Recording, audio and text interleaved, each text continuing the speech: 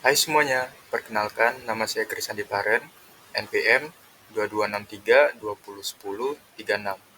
mahasiswa jurusan Administrasi Publik Universitas Widya Gama Makam Samarinda.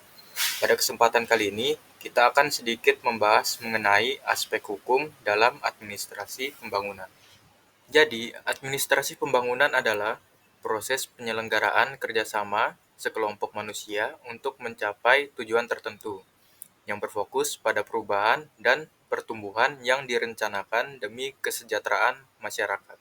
Baik, selanjutnya, ada beberapa pokok pikiran dalam administrasi pembangunan, meliputi yang pertama, pembangunan sebagai proses berkesinambungan, dua, pembangunan sebagai usaha sadar dan rasional, tiga, pembangunan yang berencana, keempat, pembangunan menuju modernitas dan penguasaan ilmu pengetahuan, kelima, pembangunan bersifat multidimensional, mencakup aspek politik, ekonomi, sosial budaya, serta pertahanan dan keamanan. Dan yang terakhir, tujuan pembangunan adalah membina bangsa. Selanjutnya yaitu hakikat hukum administrasi pembangunan. Hukum administrasi pembangunan adalah hukum administrasi negara yang mendukung proses pembangunan, mencakup perencanaan, pembiayaan, pelaksanaan, pengendalian, dan evaluasi. Selanjutnya yaitu ruang lingkup hukum administrasi pembangunan.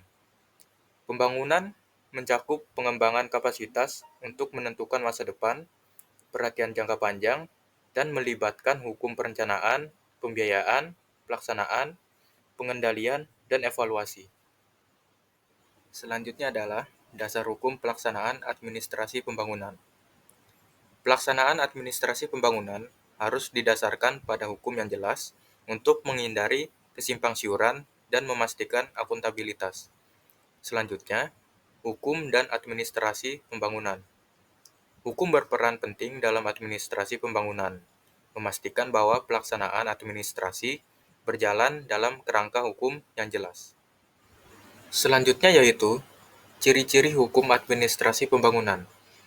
Ciri-ciri hukum administrasi pembangunan meliputi orientasi pada perubahan dan perbaikan administrasi untuk mendukung pembangunan, serta keterkaitan antara administrasi dan aspek politik, ekonomi, dan sosial budaya. Dan yang terakhir adalah pendekatan hukum dalam administrasi pembangunan. Pembangunan dilakukan melalui pendekatan makro, sektoral, dan regional, yang masing-masing memiliki implikasi administratif yang berbeda. Dari pembahasan kita sebelumnya dapat disimpulkan, yaitu administrasi pembangunan adalah proses kolaboratif yang bertujuan untuk meningkatkan kesejahteraan masyarakat melalui perubahan terencana.